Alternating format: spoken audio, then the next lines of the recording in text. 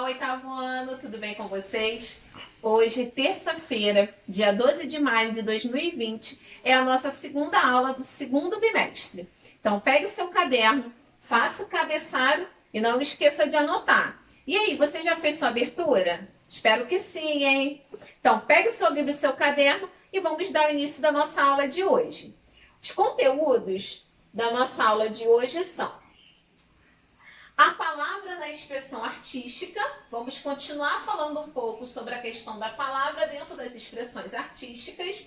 Vamos falar sobre literatura de cordel e telefone sem fio. Na verdade, é uma brincadeira aqui que eu vou propor para vocês lá no finalzinho da aula.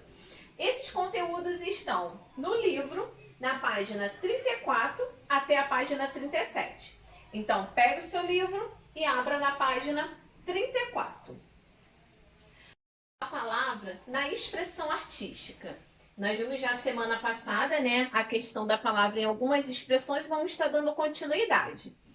Em todas as expressões artísticas que conhecemos, a palavra se faz presente, seja ela falada, escrita ou refletida nos gestos do corpo e na interpretação que o interlocutor da obra consegue traduzir a partir da sua percepção.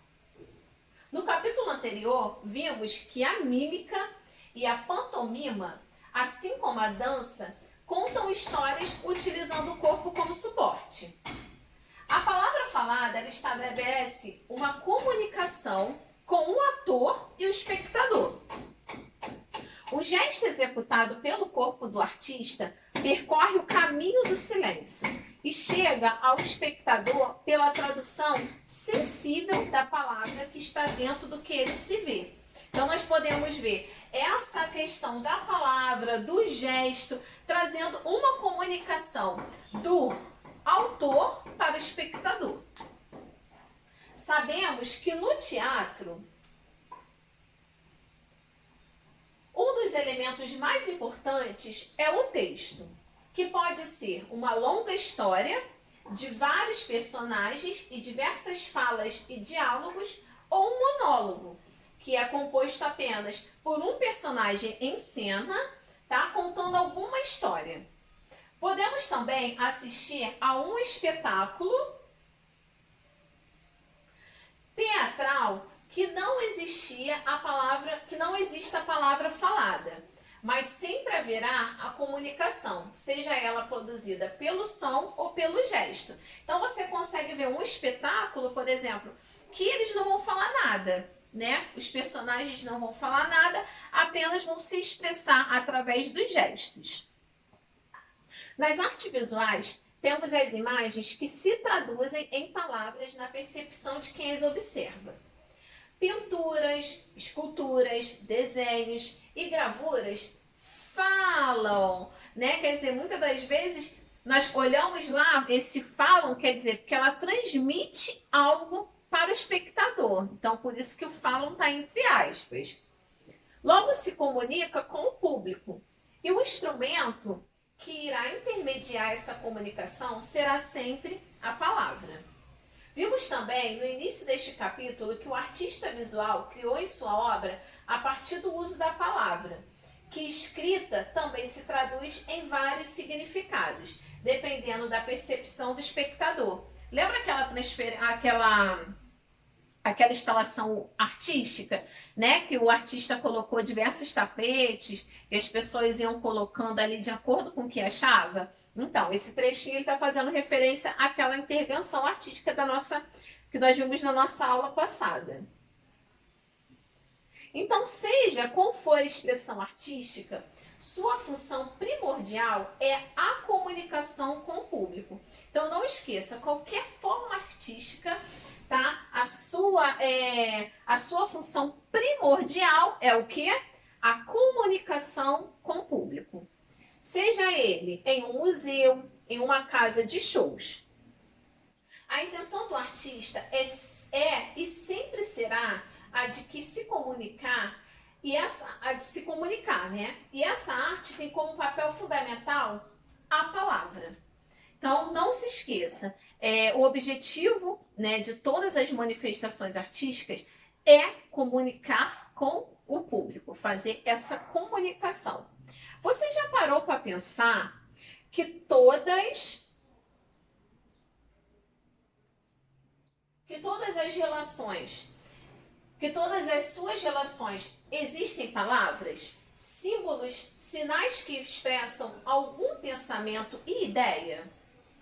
Para que você perceba o quão importante as palavras são para suas relações, escreva a seguir 5 frases, tá? Como nós não estamos em sala de aula e você não vai conseguir um amigo para fazer a sua dupla, eu quero que você veja alguém na sua casa que possa fazer uma dupla com você.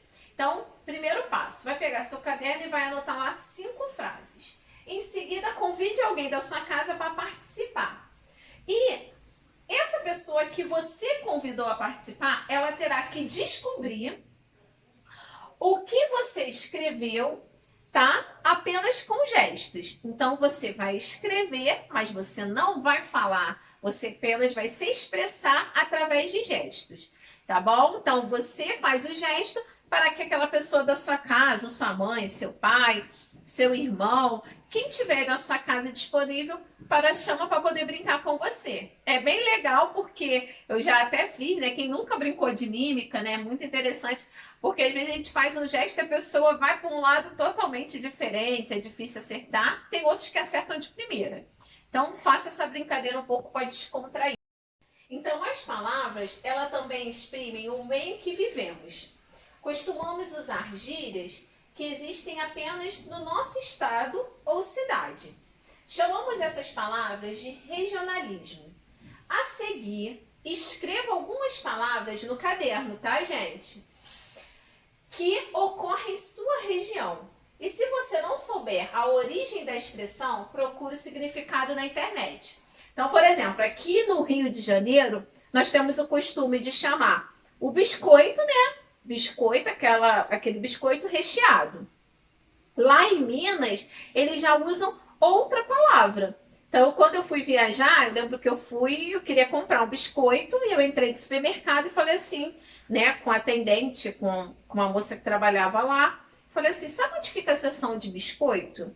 Aí ela falou, ah, tá, vou te levar. Aí me levou, eram umas 4 prateleiras cheias de biscoito polvilho. Aí eu cheguei lá e falei, ah, tá, mas tem só esses? Aí ela falou assim, só esses. Tipo assim, né, olhou assim, olhou estranho, eu já vi que tinha algo errado. Aí eu falei, mas não tem de chocolate? Aí ela falou assim, de chocolate? Não. Aí eu falei assim, recheado com chocolate. Ela, você quer bolacha. Quer dizer, o biscoito que nós compramos aqui recheado, lá é conhecido como bolacha. Porque o biscoito lá mesmo é um biscoito de polvilho. Então, se você vai no mercado, se chegar lá, numa cidade mineira e pedir biscoito, provavelmente eles vão te dar o biscoito polvilho. Então, não esqueça, se for em Minas, se você estiver procurando um biscoito recheado, lá é bolacha. Aí lá eu achei. Então, aqui nós podemos ver como muda, né, de um estado para o outro. Daqui para Minas, como muda a simples palavra. Então, quero que você selecione algumas palavras que nós usamos aqui, que não faz a mesma referência, não tem a mesma referência em outros estados. Uma dica que eu vou dar é a palavra sacolé, que aqui nós usamos sacolé, mas em outros estados tem outro significado. Então, já vou dar uma ajudinha para vocês, tá bom? Agora vamos falar sobre literatura de cordel. A literatura de cordel é um tipo de poesia popular, originalmente oral, e depois passou a ser impressa em folhetos, tá? Iniciou-se oralmente, mas depois começou a ser impressa em folhetos. E o importante lembrar era que folhetos bem rústicos de papel, expostos para venda em cordas, o que deu origem ao nome que vem lá de Portugal, que tinha a tradição de pendurar folhetos em barbantes. Então, lá no início, era costume eles pegarem esses folhetos, né, que é o nosso cordel, e colocar eles pendurados, igual a gente coloca o varalzinho de roupa para secar, a mãe de vocês, nós colocamos. Então, eles ficam expostos para o público dessa forma. Eu até separei uma imagem, vou lá colocar para vocês entenderem, depois eu volto aqui para essa página. Aqui, ó, aqui vocês vão poder conseguir entender até um pouquinho melhor. Então, eles fazem aqui. Então, esses são os folhetos, tá? No papel bem rústico mesmo. E eles fazem essa... colocam dessa forma para o público poder comprar. Então, dando continuidade, vamos ver aqui que no Brasil, no Nordeste, herdamos o nome, embora o povo chame essa manifestação de folheto. Então, alguns estados ainda continuam chamando de cordel, outros chamam de folheto, tá? Então, tem essa variedade linguística, dependendo de uma região para outra. Mas a tradição do barbante não perpetuou. Não, em muitos lugares ele acaba não colocando dessa forma. Ainda existe alguns lugares que ainda continuam com essa forma tradicional. Mas nem todos os lugares vocês vão encontrar eles pendurados com barbante.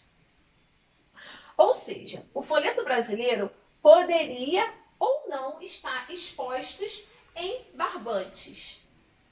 Os cordéis são escritos em forma rimada e alguns poemas são ilustrados com xilografura. Xilografura é uma técnica de pintura que é igual carimbo. Então o artista ele utiliza a madeira para fazer o seu desenho e depois ele vai carimbando nas folhas. O mesmo estilo de gravura usado nas capas. Então, eles usam o mesmo estilo, a xilografura, tanto para compor, né, o folheto, quanto na capa. As estrofes mais comuns são as de 10, 8 ou 6 versos. Então, vocês podem ver que os versos não são muito grandes, tá? No máximo, são 10 versos. Os autores ou cordelistas recitam esses versos de forma melodiosa e acadenciada, acompanhados da viola, como também fazem a leitura ou declamações muito empolgadas e animadas para conquistar os possíveis compradores. Então esses artistas, além deles fazerem a poesia, eles usam também do gesto corporal. Então eles utilizam ali da música, da brincadeira para chamar a atenção do público para poderem comprar os seus folhetos. No Brasil, a literatura de cordel, ela é uma produção típica do Nordeste, sobretudo nos estados de Pernambuco, da Paraíba, do Rio Grande do Norte e do Ceará. Costumava ser vendida em mercados e feiras pelos próprios autores. Então, os autores, eles faziam toda a preparação, depois eles mesmos iam para as feiras e os mercados para poder vender os seus folhetos ou cordel. Hoje também se faz presente em outros estados, como no Rio de Janeiro, Minas Gerais e São Paulo. O cordel hoje é vendido em feiras culturais, casa de cultura, livrarias e nas apresentações dos cordelistas. Então, aqui no Rio de Janeiro, um lugar que você pode encontrar a literatura de cordel é aqui, ó, na Feira de São Cristóvão. Aqui na Feira de São Cristóvão, tá? Lá você consegue encontrar um leque cultural nordestino. Além da literatura de cordel, você consegue ver com pratos típicos, você consegue escutar canções, apresentações de dança, de música. Então é um espaço assim bem amplo, bem alegre. Então eu aconselho vocês, depois que isso tudo passar, fazer esse passeio em família. Eu tenho certeza que vocês não irão se arrepender, porque lá vocês vão encontrar um choque de cultura, né? Uma cultura nordestina. O Nordeste, um pouquinho dentro aqui do Rio de Janeiro. Eu já tive a oportunidade de ir em Pernambuco, em Caruaru, né? E consegui ver esses cordéis lá, consegui ver apresentações. Mas se você não tem oportunidade de ir em Pernambuco, né, que eu tive só uma vez, então caso você não tenha, vá lá na Feira de São Cristóvão que você vai ver e compre, tá? Um folheto para ajudar aqueles autores. É muito legal mesmo. E vocês vão amar as comidas típicas de lá. Tudo envolvendo a cultura nordestina. Agora, dando continuidade aos nossos conteúdos, página 36, número 1. Você já ouviu falar em repentistas ou repente? Repentistas são poetas populares que improvisam suas falas, as poesias populares. a partir de um tema, seja ele histórico ou do cotidiano. Eles estão presentes na tradição da literatura de cordel, principalmente, gente, no Nordeste brasileiro. Agora, o repente, ele tem a sua origem a partir do trovoadores medievais. Então, ele tem origem já lá dentro da cultura medieval. Atualmente, caracterizam-se como desafios em duplas, que misturam a música e a poesia. Eles improvisam versos. Então, essa dupla, eles acabam fazendo desafio, um desafia o outro. Então, por exemplo, eles podem pegar um tema ou uma palavra aleatória, cotidiano, e cada um vai fazer um verso, como se estivesse um desafiando o outro. Então, eles começam a improvisar ali essa poesia. Agora é sua vez de se tornar um artista, um poeta popular. Eu quero que no caderno você escreva uma poesia inspirada em algum tema. Pode ser histórico, ou algum tema atual, ou também um que faça parte do seu cotidiano. Tá bom? No número 1, não esqueça, você vai fazer no caderno porque aqui não tem espaço. Agora vamos para o nosso segundo exercício, número 2. No número 2, como nós não estamos em sala de aula, eu vou dar uma adaptada aqui nessa atividade. Eu quero que vocês criam um cordel. Quero que vocês sejam agora um poeta. Então, o que vocês vão fazer? Vocês vão ter um título para a sua poesia, sua literatura de cordel. Vai colocar aqui o seu nome, o autor, tá? No autor você coloca o seu nome. Assunto. Qual assunto que você vai falar aqui? Tá? Então, o tema, você vai escolher o tema, o assunto, e aqui embaixo você vai colocar um trecho. Então, eu vou mostrar até aqui, para vocês entenderem um pouquinho melhor, eu separei um trechozinho de uma literatura de cordel, que diz assim: o mal da ignorância se combate com leitura, a doença da ganância com humildade se cura. Na base do respeito, se desfaz o preconceito contra toda criatura. Então, eles falam um pouco da leitura, do preconceito, né? Então, aqui é um trecho, apenas uma folha do folheto da literatura de cordel. Tá bom? Então, usem a criatividade e faça você mesmo lá sua literatura de cordel. Eu também vou fazer a minha aqui. No dia da correção, vocês vão ver. Agora, aqui, finalizando o nosso conteúdo, nós vamos... Outro desafio para vocês, tá? Para ampliar o conhecimento de uma forma um pouco diferente, eu quero que vocês convidem um parente aí da sua casa, tá? Uma pessoa. E ao lado você vai encontrar uma lista de palavras aqui do lado, bem diferentes uma das outras, e que não é costume vê-los talvez diariamente. Algumas até sim. Outras poucas e outras muitas das vezes não vemos. Então você vai perguntar ao seu convidado aí, quem você convidou da sua casa, o significado que ele atribui a essas palavras. Então a ideia dessa brincadeira é que ele responda com a primeira informação que vier à mente. Ele não vai poder acessar o celular, lá olhar no celular, na internet, nem no dicionário. Ele vai achar qual o significado para ele daquela palavra. Então, anota lá do caderno, tá bom? E nós vamos ver. Eu também vou fazer esse desafio aqui com uma pessoa aqui da minha casa. E aqui estão as palavras, então não esqueçam de anotar. As palavras são autorista, amor, cidade, emotivo, família, floresta, imaginação, intuição, paixão, mar, vento e tempo. Tá bom? E para finalizar, eu quero propor, né? Na verdade, o livro está propondo uma brincadeira. Que é o telefone sem fio, só que mudo. Tá? Você já está acostumado a brincar de telefone sem fio, só que dessa vez não vai ficar falando. Como vai ser? Você vai chamar aí o pessoal da sua casa para poder brincar com você. Então, vocês vão fazer uma fileira. A primeira pessoa vai falar a palavra, né, para a de trás. Então, vamos lá. Eu escolhi a palavra Deus. Aí eu sou a única que vou falar nessa brincadeira. Vou falar para quem estiver aqui atrás. e vou falar bem baixinho no ouvido, tá, gente? E o próximo, ele já não vai falar, ele vai fazer gesto. Então, ele vai lá, eu falei Deus baixinho, aí ele vai fazer o gesto. Aí, por exemplo, aí o outro vai ter que achar assim, pô, será que é céu? Aí o de trás também vai ter que fazer um gesto. Mas, por exemplo, será que ele acertou que é Deus ou céu? Aí vamos supor que ele fez assim. Aí o de trás vai ter que fazer o gesto e o último vai falar o que ele acha, vendo todos os gestos. Tá bom? Então só o primeiro que vai falar e o último. Os demais vão ficar mudos. É uma atividade bem legal para descontrair um pouco. Tá bom? E vamos usar os gestos como expressão. Então, por hoje é só. Nos vemos semana que vem. Não esqueça que a correção desses exercícios nós vamos fazer na próxima semana, no início da aula. Não esqueça de fazer com bastante calma, com bastante capricho. Capricho na letra também, tá bom, gente? E acesse o vídeo quantas vezes for necessário.